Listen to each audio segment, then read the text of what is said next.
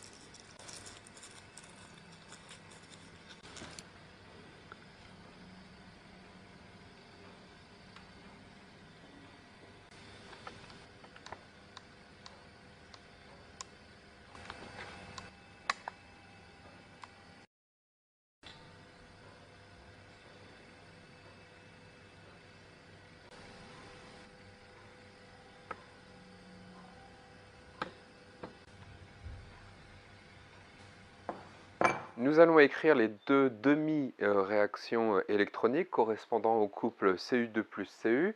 Et comme on voit que la couleur bleue disparaît, obligatoirement, ce qu'on pourrait écrire, c'est que le Cu2 plus se transforme en Cu solide. En plus, on voit apparaître du solide au fond du bécher. Si on commence à équilibrer cette équation, donc on pourra rajouter 2 électrons à gauche. Et donc, ça nous fait notre première demi-équation. Vous faites bien attention ici, j'ai mis de demi-flèches puisqu'il s'agit de demi-équations. Ok. Ensuite, deuxième demi-équation, il s'agit, je pense, de l'aluminium. L'aluminium, Al, solide, se trouve à partir en Al3+, plus 3 électrons. Ça, c'est la deuxième demi-équation. Et donc, on se retrouve avec une équation bilan.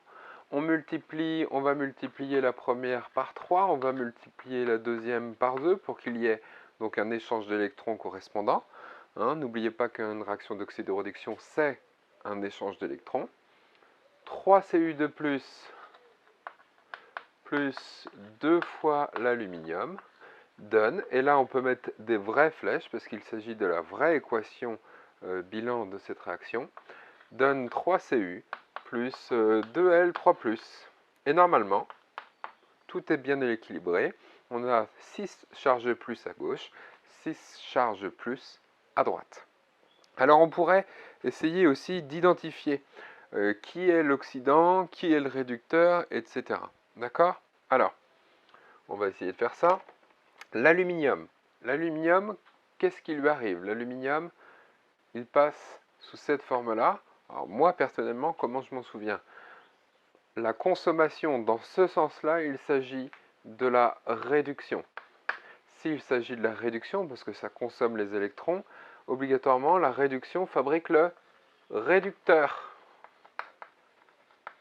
Et donc, à l'inverse, ça sera l'oxydation, et l'oxydation fabrique l'oxydant. Oxydant, réducteur couple, Al3+, Al. On peut le noter juste à côté. Couple, oxydant réducteur, couple, le couple Al3+, Al. Alors ensuite, il y a un petit encadré. Qu'est-ce qu'on vous dit? L'aluminium Al. Donc l'aluminium, c'est un réducteur, ou c'est le réducteur. Et donc c'est une espèce capable de quoi? De céder des électrons pour l'aluminium. Tandis que le Cu2+, le C2+, qu'on vient de dire, ce sera l'inverse, ça sera un oxydant. Et l'oxydant, ce sera une espèce capable de capter des électrons. Ainsi, on peut former des couples oxydant-réducteurs, exemple Cu2+, Cu ou L3+, Al. Les électrons n'existant pas à l'état libre, il faut donc qu'un réducteur puisse céder des électrons en présence d'un oxydant capable de les accepter. Et ça, c'est indispensable pour qu'il n'y ait pas d'électrons qui se baladent tout seuls dans la solution.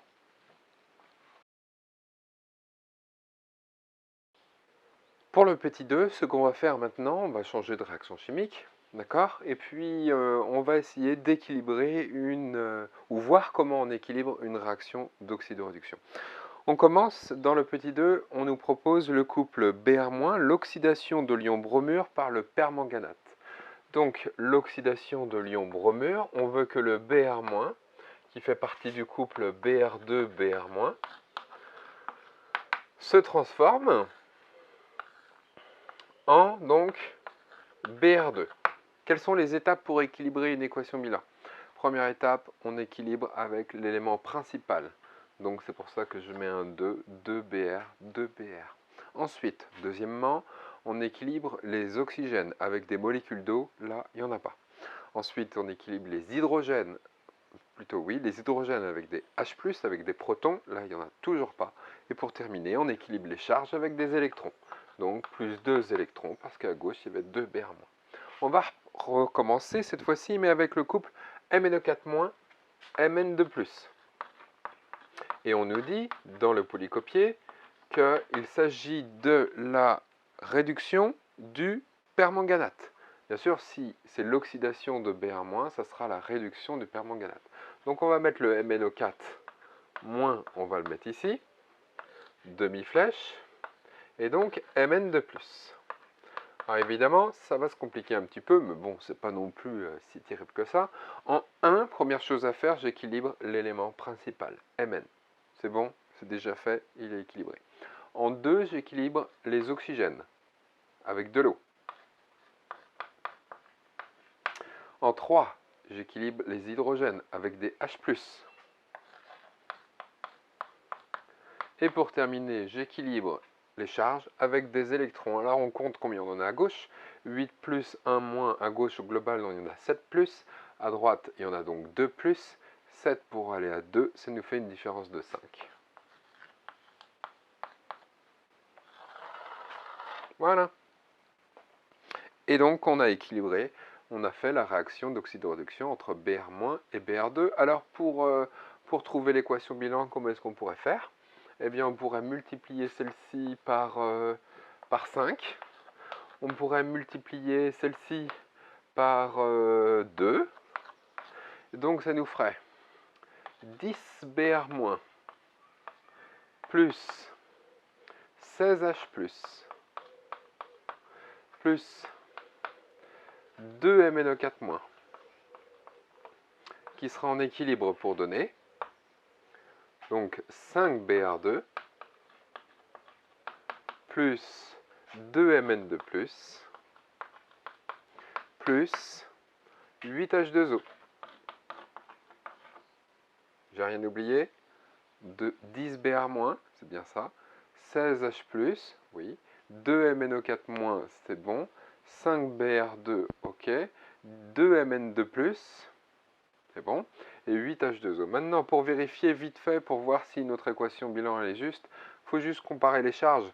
Ça fait 10 moins, 2 moins, 12 moins, 12 moins, et donc le 16+, ça nous fait donc 4 plus à droite, à gauche, pardon, 4 plus à droite. Déjà, les charges, c'est équilibré. C'est déjà un bon moyen.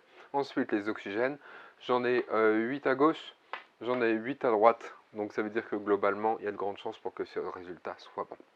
La particularité de cette réaction chimique que je viens de faire, c'est que je l'ai réalisée en milieu acide. Quand vous faites cette méthode-là, obligatoirement, vous la faites en milieu acide, parce qu'ici, il y a 16H+, et lorsque vous avez équilibré ici votre demi-équation, il y avait 8H+.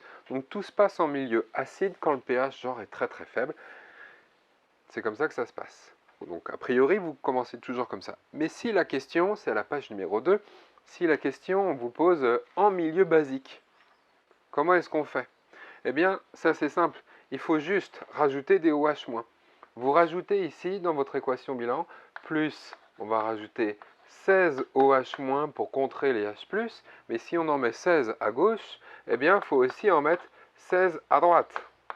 Et donc, on va pouvoir réécrire l'équation bilan. Ça nous fera donc 10 Br- plus 16, qui se transforme en H2O, bien évidemment, 2 MnO4- qui donne 5 Br2 plus 2 Mn de plus les 8 H2O, plus, et bien sûr, les 16 OH-. Et là, on se retrouve en milieu basique. Mais comme il y a 8 H2O ici, on peut les éliminer avec, on peut en enlever 16, et on laisse 8. Donc ça fait donc 10 Br-, 8 H2O, 2 MnO4-, 5 Br2, 2 Mn de plus, et 16 OH-. Et donc c'est bien en milieu basique. En milieu basique, correspondant à la page, en haut de la page numéro 2.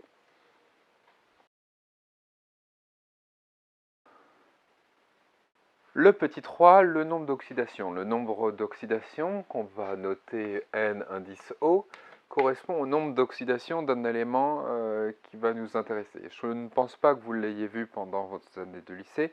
On va donner que des exemples, et puis on va voir surtout, à la fin de la page numéro 3, à quoi il est utile. Donc, le nombre d'oxydation sert à caractériser l'état d'oxydation d'un élément. Il est établi de façon conventionnelle. Alors on va donner des exemples tout de suite. On va prendre le cas d'un ion simple.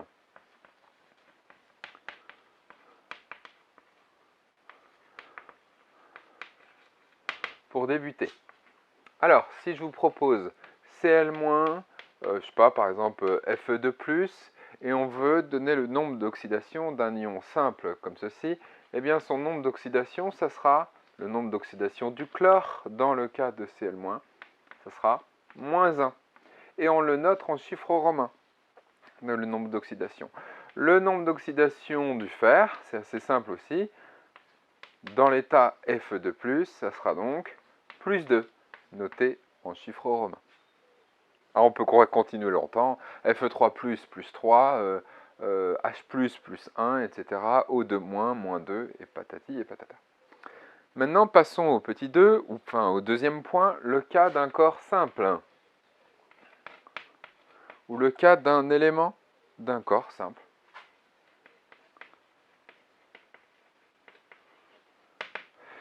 Le nombre d'oxydation, par exemple, du fer seul, du cuivre, du magnésium ou autre. Eh bien, le nombre d'oxydation du fer dans l'élément fer seul pas chargé, ce sera 0. C'est normal, il n'est pas chargé. Le nombre d'oxydation du cuivre sous la forme Cu, 0.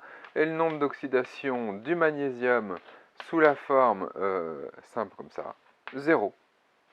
Pour l'instant, ce n'est pas ce qu'il y a de plus compliqué. Ça paraît a priori assez simple. On va passer tout de suite au dernier point. Lorsque vous avez une molécule ou un ion qui est un peu plus complexe, vous avez l'explication qui est donnée, et puis on va faire tout de suite des exemples. On va commencer par HCl.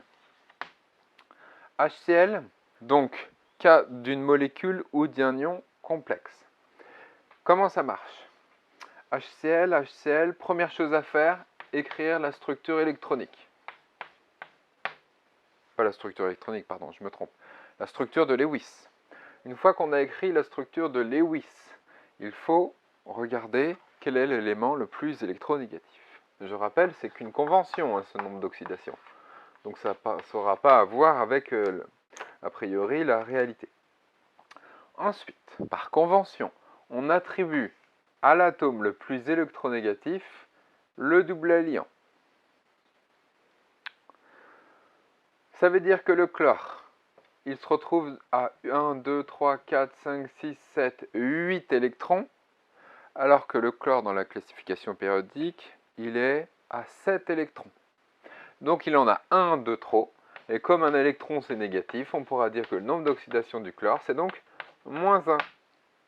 Ensuite, l'hydrogène qui est ici. L'hydrogène, il se retrouve avec rien du tout.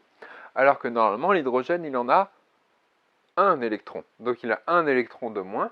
Donc le nombre d'oxydation de l'hydrogène sera donc à plus 1. Et pour vérifier si vous avez bon, si vous faites la somme des nombres d'oxydation, si vous faites une fois plus 1 plus une fois moins 1, eh bien ça correspond à la charge globale qui ici est de 0. Donc ça marche. Allez, on recommence. Un deuxième exemple. Ce que vous pouvez faire, si vous avez déjà compris, vous faites pause, vous essayez tout seul, et puis on donne la correction juste après. Donc, on va prendre la molécule, cette fois-ci, la molécule d'eau. La molécule d'eau, comment est-ce qu'on fait pour déterminer son nombre d'oxydation? Première chose à faire, on dessine sa structure de Lewis. Une fois qu'on a dessiné la structure de Lewis, on regarde quels sont les éléments les plus électronégatifs. Delta moins, delta plus, delta plus. Ensuite, on attribue aux éléments les plus électronégatifs les électrons. L'oxygène se retrouve avec 2 électrons de plus que la normale, alors que les hydrogènes se retrouvent avec 1 électron de moins que la normale. Ça veut dire que le nombre d'oxydation de l'oxygène est donc de moins 2, parce que 8, alors que normalement il en a 6, il a 2 électrons de trop. Et le nombre d'oxydation de l'hydrogène est donc de plus 1. Et quand vous faites la somme des nombres d'oxydation, ça fait quoi? Une fois le nombre d'oxydation de l'oxygène plus 2 fois le nombre d'oxydation de l'hydrogène, c'est normal, 2 fois l'hydrogène parce qu'il y a 2 hydrogènes, eh bien on tombe sur 0, 0 étant la charge de l'eau. Donc ça marche. Allez, un autre exemple.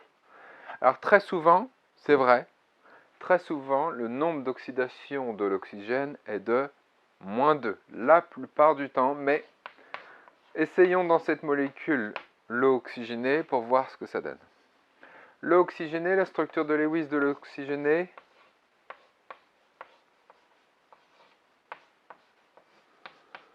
voilà. On attribue aux éléments les plus électronégatifs les électrons.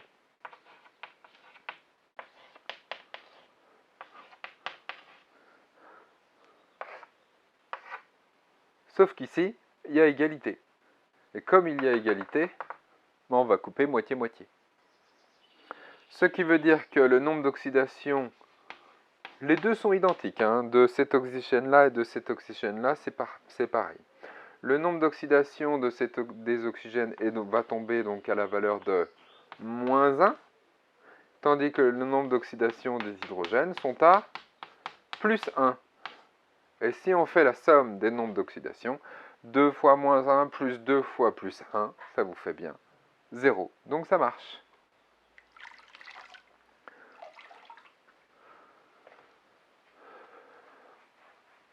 Allez, on va encore faire 2 autres exemples. Et puis je pense que pour les nombres d'oxydation, ça suffira. 2 autres exemples. Alors le prochain exemple, il s'agit de S2O3 de moins. Non, pardon. SO4 de moins. Ensuite S2O3 de moins et MnO4 moins. 3 exemples.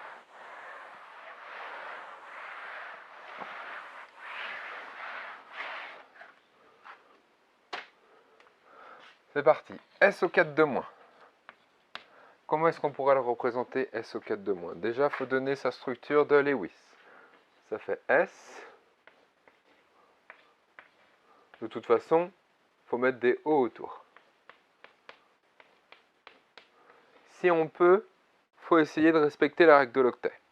Si vous ne pouvez pas, si c'est impossible, vous savez que le soufre est un composé hypervalent.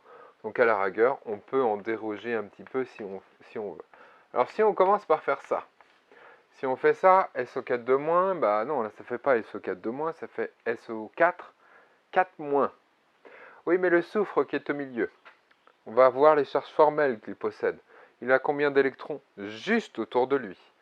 1, 2, 3, 4. Alors que normalement, le soufre, il en a 6. Et comme il lui en manque 2, donc il est chargé de plus. Donc cette structure respecte la règle de l'octet, mais il y a beaucoup de charges. Ça fait bien SO4 de moins. Oui, ça fait bien SO4 de moins. Alors, Comme il y a beaucoup de charges, c'est vrai qu'on pourrait l'écrire sous une autre forme. Si on peut l'écrire comme ça, je pense que c'est un peu plus adapté à SO4 de moins, mais on ne peut pas vous compter faux. Si vous faites ça, sachant que le soufre, c'est un composé hyper valent, vous pouvez le faire. De toute façon, pour déterminer le nombre d'oxydations, ça ne changera rien, ça donnera exactement le même résultat. Alors on y va ? Quels sont les éléments les plus électronégatifs ? Les oxygènes. Alors, le moins ici n'aura pas d'impact sur l'électronégativité. Donc delta moins, c'est cet élément-là qui est plus électronégatif par rapport au soufre qui est au milieu.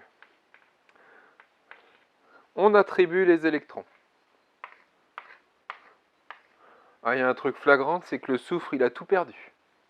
Comme le soufre a tout perdu, ça veut dire que le nombre d'oxydation du soufre, dans cet état, le soufre, il en a combien normalement ? 6. Il se retrouve à 0. Donc il lui en manque 6. Il lui manque 6 électrons. Donc s'il lui manque 6 électrons, il est donc plus 6. Le nombre d'oxydation des oxygènes, c'est moins 2, parce qu'ils ont à chaque fois 2 électrons supplémentaires. Et on va essayer de faire le calcul. Si on fait donc une fois le nombre d'oxydation du soufre,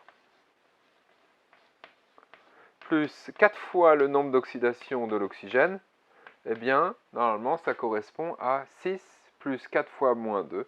On est bien à moins 2 étant la charge donc de l'élément qui vous intéresse, SO4 de moins.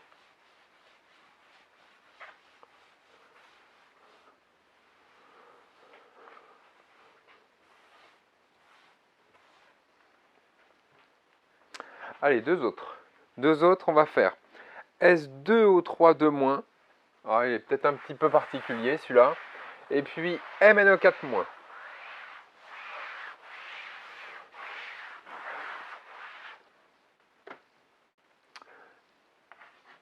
S2O3 de moins. Habituellement, vous allez au tableau dans ce genre d'exercice. S2O3 de moins. S2O3 de moins, je ne sais pas que je me trompe, c'est bien celui-là. Oui, S2O3 de moins. Alors comment est-ce qu'on pourra faire? De toute façon, il faut mettre un S au milieu. Ensuite, on va mettre donc 3 oxygènes, un soufre. On va mettre une doublée non-liant, un doublé non-liant comme ça, et puis on fait S2O3 de moins. Ça ressemble beaucoup à SO4 de moins, sauf qu'en fait, il y a un oxygène qui s'est transformé en soufre.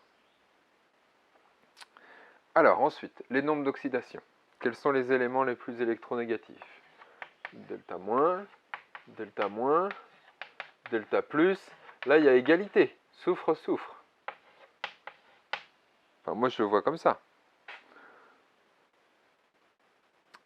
Ouais. Ensuite, comme ça, comme ça, comme ça. Et là, on coupe en deux. Le nombre d'oxydation des oxygènes, c'est ce qu'il y a de plus simple. Nombre d'oxydation de l'oxygène, on est à moins 2. Tous, hein, ils sont tous identiques. Ouais, ils sont tous identiques. On commence par lequel? On commence par celui-ci, le nombre d'oxydation du soufre au milieu. Je vais mettre là. Nombre d'oxydation du soufre S. Je mets une petite flèche pour bien montrer qu'il s'agit de celui-ci. Alors, il en a combien? Lui, 1, 2, alors que normalement, il en a 6. Donc, ça veut dire qu'il lui en manque 4, donc il est plus 4. Maintenant, le nombre d'oxydation du soufre, mais celui-ci. Celui-ci, il en a combien? 1, 2, 3, 4, 5, 6. Ah, parfait. Donc, le nombre d'oxydation de ce soufre-là, il est à 0. Et maintenant, on fait la somme. Si on fait donc 2 fois, on ne fait pas 2 fois, on fait 0 plus 6 plus 3 fois moins 2, pardon, plus 4, 0 plus 4 plus 3 fois moins 2, on tombe bien sur 2 moins. C'est bon. Alors ça peut être un moyen, à la rigueur, de déterminer le soufre. On va le voir juste dans le suivant. MnO4-. C'est bien ça, MnO4-. Eh bien, on pourrait se dire la chose suivante. On n'a qu'à dire que l'oxygène, le nombre d'oxydation, on peut le mettre ici. Le nombre d'oxydation de l'oxygène, ça sera donc moins 2. Il y a de grandes chances parce que l'oxygène est plus électronégatif que le manganèse, là, qui est ici. Et puis sans doute que dans cette formule, il n'y a pas 2 oxygènes qui sont collés. Mais si le nombre d'oxydation de l'oxygène est à moins 2 et qu'il y en a 4, 4 fois moins 2, donc ça fait moins 8. Moins 8, alors qu'il y a un moins là, donc ça fait plus 7 pour le manganèse. Normalement, on devrait trouver le manganèse ici à plus 7, d'après le calcul d'avance. Comme ça, si vous gourrez sur la formule de Lewis, si vous vous trompez sur cette formule de Lewis, ou alors vous avez un petit peu la flemme de faire tous les schémas, eh bien, vous pouvez donner le résultat sous cette forme-là. Alors on va le faire, Mn, on va le mettre au milieu. Alors de toute façon, il fait partie de la 4e ligne, donc la règle de l'octet, il n'y en a plus. O4-, ben, on va mettre des oxygènes autour. On va faire O4-, voilà.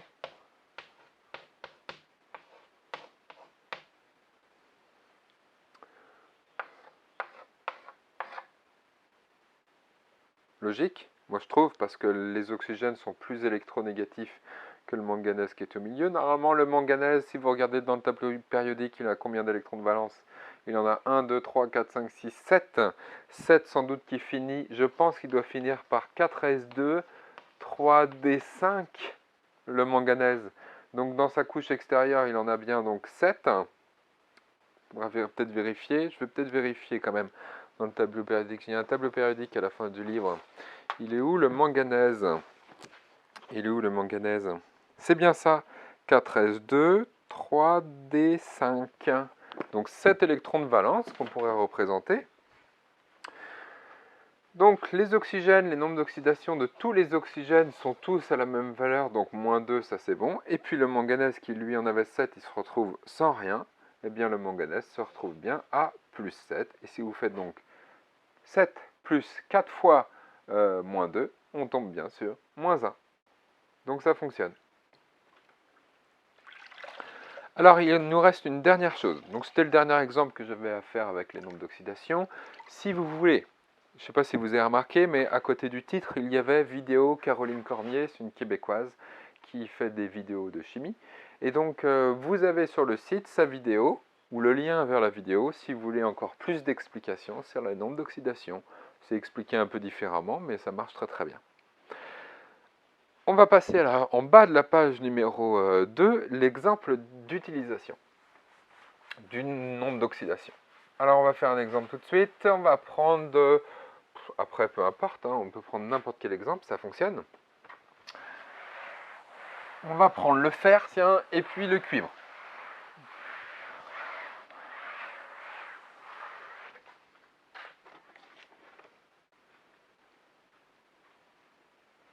Couple du fer. Le fer qui se transforme en Fe2+. On va le faire dans ce sens-là, puis on va regarder ce qui se passe.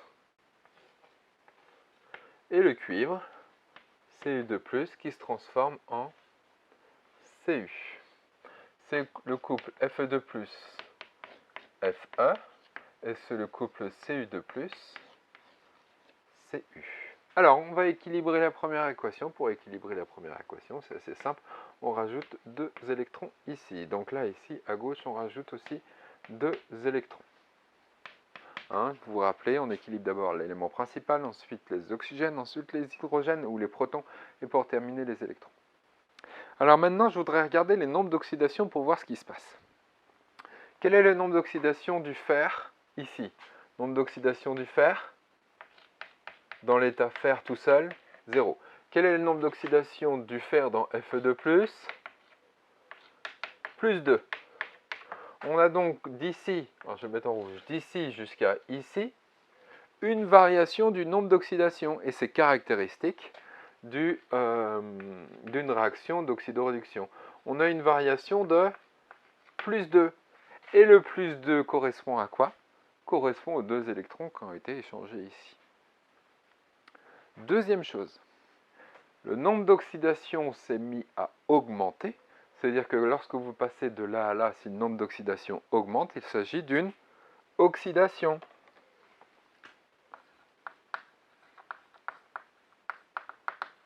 Et l'oxydation fabrique ou plutôt fabrique l'oxydant. Donc par conséquent, si l'oxydation est vers la droite, ça veut dire que dans l'autre sens, c'est la réduction. Et la réduction fabrique le réducteur. Voilà. On le refait dans le cas suivant. On le refait avec le couple Cu2 plus Cu. Avec le couple Cu2 plus Cu, je vais mettre du rouge aussi. On passe d'ici jusqu'à ici, mais cette fois-ci, on a une variation du nombre d'oxydation qui est de moins 2. Pourquoi? Parce que là, on est à plus 2. Tandis qu'ici, on est à 0 pour le nombre d'oxydation du cuivre. Donc, le passage de la gauche vers la droite, le nombre d'oxydation diminue. Il s'agit d'une réduction. Donc, la réduction fabrique le réducteur. Donc, dans l'autre sens, c'est l'oxydation. Et pour terminer, vous avez fabriqué ici l'oxydant.